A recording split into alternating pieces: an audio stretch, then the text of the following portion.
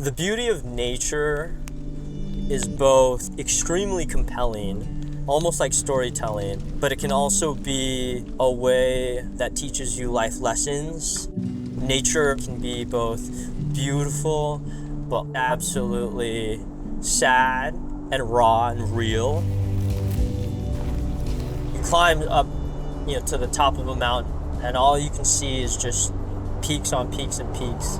And all you hear up there is maybe the wind, a little bit of the birds, and the calmness and sound of a river is like so peaceful, and it allows you to just be thankful for the little things. It's a very calming pastime that I just will run after till the day I die. I kind of caught the bug at a young age and hiking with friends, and then next thing I know, I'm like backpacking at the age of 17 in some of the most remote areas, not knowing a clue what I'm doing.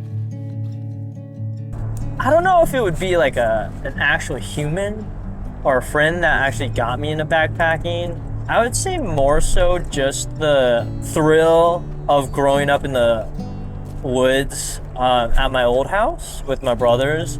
Lived on a lot of acreage deep in Monroe. Oh my goodness. Had like 30 something acres of woods, and our parents were just like, hey, have at it. Eventually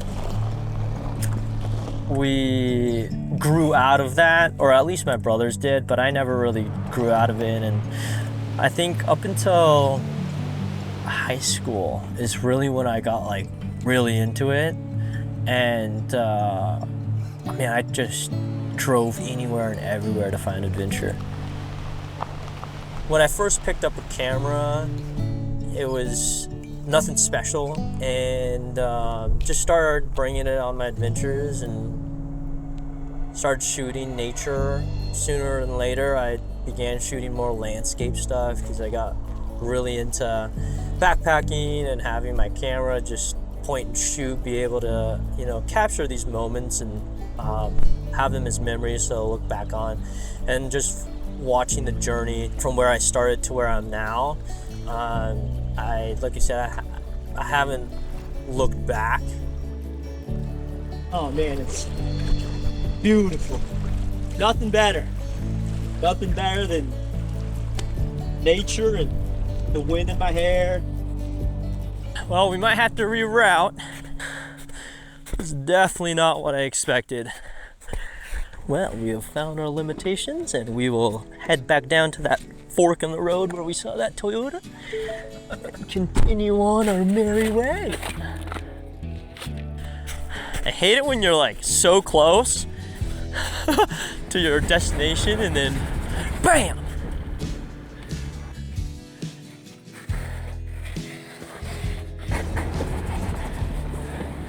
In addition to having a rig like my Bronco, I've opened the door to overlanding stuff. And now I'm like super obsessed with overlanding.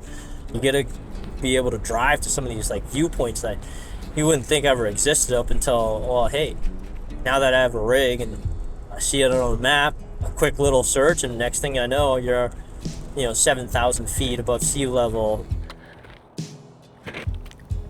I love it when a couple's like, hey, we saw this on your portfolio. We would love to take our 4Runner or Jeep up there, and camp and then do our whole ceremony, take pictures. Oh man, that is getting spicy hot probably. And I think it's like incredibly unique when you can combine those two things. And like I said, it's opened a lot of doors, and it's narrowed down the niche that I want to work with, and it's definitely a very special way to do your elopement. Dude, avocado makes everything like, just, I don't know what it is. Oh man, that smokes, but like the addition with like the smoked belly, so fire.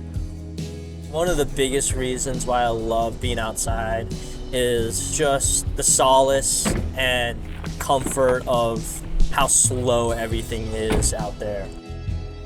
Life comes at you pretty fast, And it doesn't have to.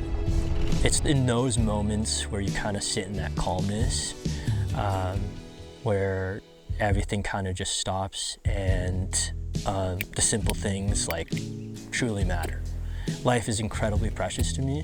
I think, you know, we get one shot here on Earth, and I think it's incredibly important that we don't get caught up in this cycle, and we take every opportunity when we get to travel or relax. I think that's incredibly important for not only our physical, but just like our mental health.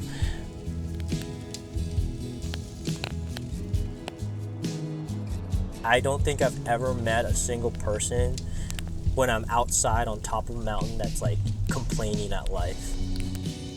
They're simply just sitting there, enjoying the beauty and the simplicity of life.